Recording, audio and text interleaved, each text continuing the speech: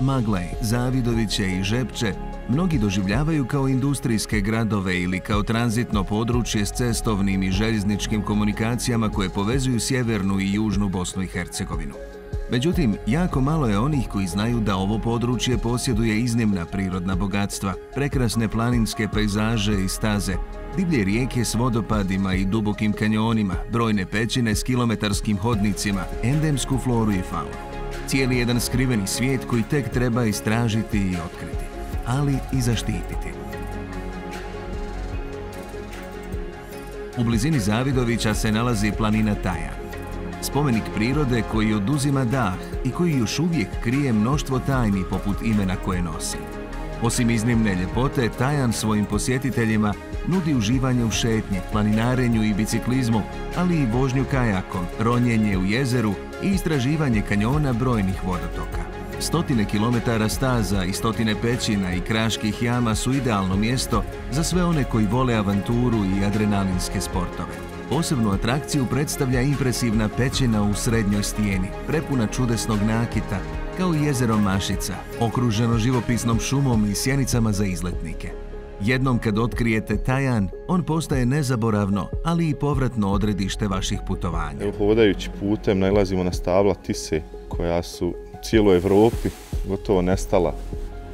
Najugroženija i najzaštićenija drvenasta vrsta, evropska drvenasta vrsta. Osim tise, evo vidjeli smo endemskog slatkovodnog puža, Belgradijela bajraktarevići, koja je posljednja opisana endemska vrsta Tajana.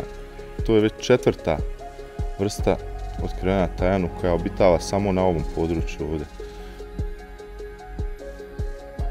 Između Maglaja i Doboja smjestio se još jedan dragulj prirode, pećina Mokra Megara. Krajem 2021. godine pećina je deminirana te je postala dostupna za sve posjetitelje i istraživače.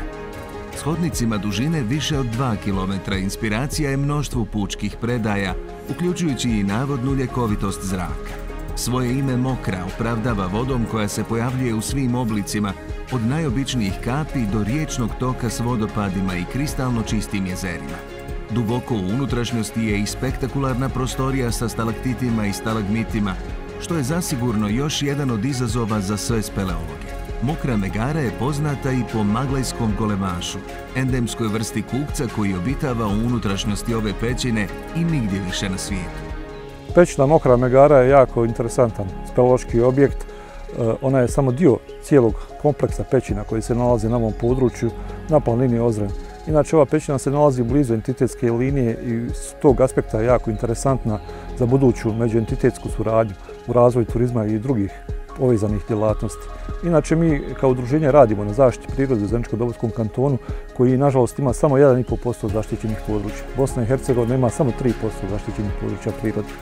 Europska unija je odredila, odnosno mi smo se obvezali do 2020. godine zaštititi čak 17% teritorija. Dakle, jako daleko smo od tih nekih zacrtanih ciljeva, tako da ovo što mi sve radimo u Zeničko-Dobojskom kantonu ide u tom pravcu, dakle, da zaštitimo prirodu, jer bez zaštite prirode nema ni razvoja tih povezanih djelatnosti u prvom redu turizma.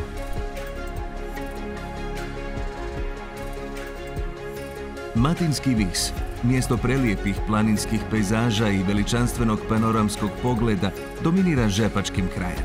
Odvajkada su ljudi gledali u ovaj vrh s divljenjem, ali i vjerovanjem da ima mistične moći. Sazdan od specifične serpentinske stijene koja obiluje endemskim biljkama, Matinski vis zbilja i jeste poseban. Ovdje možete uživati u šetnji, planinarenju, brdskom biciklizmu ili jednostavno u zalasku sunca koji je na najvišoj točki od 964 metra doista spektakularan. Okružen borovom šumom, planinarski dom nudi već rijetku autentičnost, topli ugođaj i otvorena vrata za sve istraživače. Tu su i adrenalinski park, zipline i mnoštvo drugih sadržaja koje Matinski vis čine idealnim mjestom za obiteljski odmor. Matinski vis je prostor sa specifičnim tlom, serpentinskom stijenom koja definira rastlinje, to jest floru na Matinskom visu. Automatski se time definira i fauna. Tako da je ovo jedno od područja koje je sa ogromnim brojem endemičnih biljaka, endemičnih gljiva, kukaca, životinja i tako dalje. Nadamo se da će uskoro ovo područje biti, pored toga što je lijepo i zanimljivo, i zaštićeno. Tajanu Zavidovićima. Mokra Megara u Maglaju i Matinski vis u Žepču doista tvore logičnu i jedinstvenu cjelinu.